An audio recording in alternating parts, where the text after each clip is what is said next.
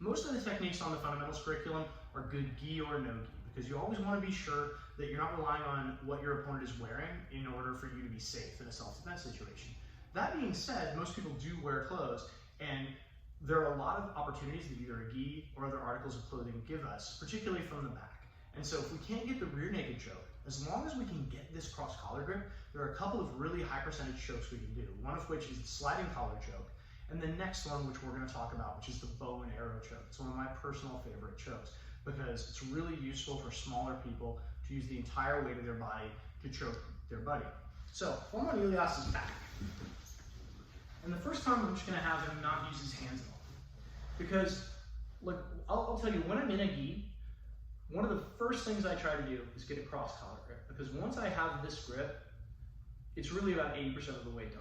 There are so many different ways to finish when you have this cross collar grip. There's bow and arrow choke, sliding collar choke, single wing choke. There's variations on, there's loop choke variations. Anyway, lots of stuff that we'll get into as you progress through jiu-jitsu.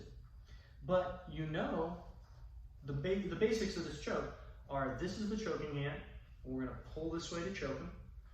And then we have to make sure that the rest of him doesn't slip, which is why with the sliding collar choke, we grab this far away. Finish like that. So once we get, so I'm going to show the whole choke and then a couple of details. I'm going to open and fold. My arm comes in nice and deep, although we may want to let a little slack off at the end. I'm going to take my feet, step on his hip, step my other hip across, grab for the knee or underhook his leg, and my outside leg comes up and over his shoulder as I lock my legs. Now, I don't finish with my arms. I just do a leg press with my legs. And it feels like you're going to sleep, right? No. So, very simple, right?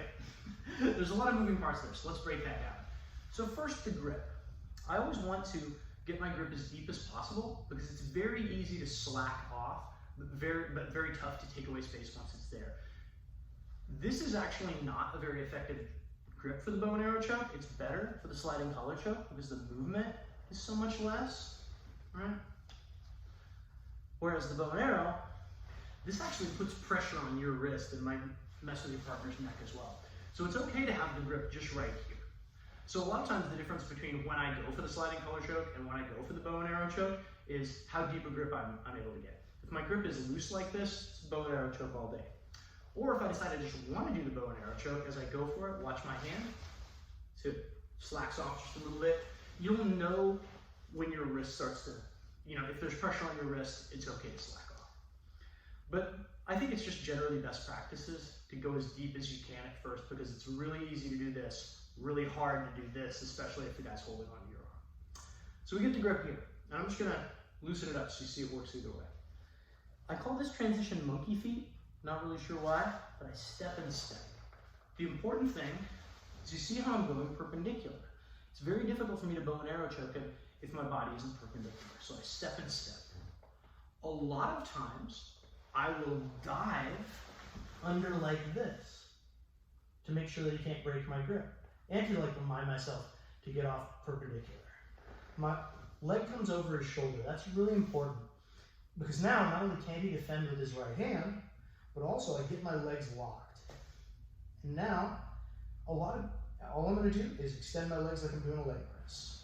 You see how the ass taps almost immediately? Watch how far we have to go, right? My legs are really, really powerful. And if I was still holding with this, there'd be a lot of power there. I just have a lot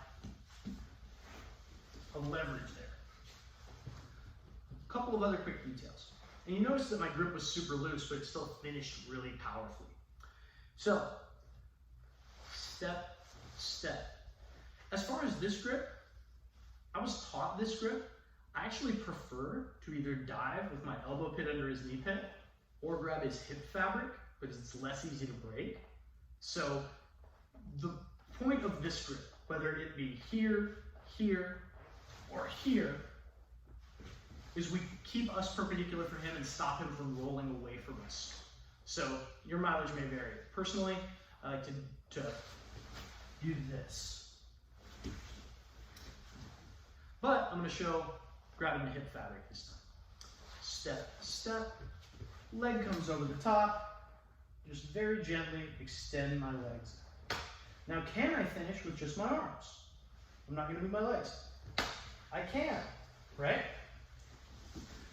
But jiu-jitsu is about large muscle groups against small muscle groups. And so although it's possible, and there may be times, right, when you don't get the setup exactly right, and you need to put some energy into the finish, but when we're drilling, we really have to make sure that it's our large muscle groups that are doing the most of the work. So use your legs, use your thighs, step, step, get perpendicular, and finish with that leg press motion. All right.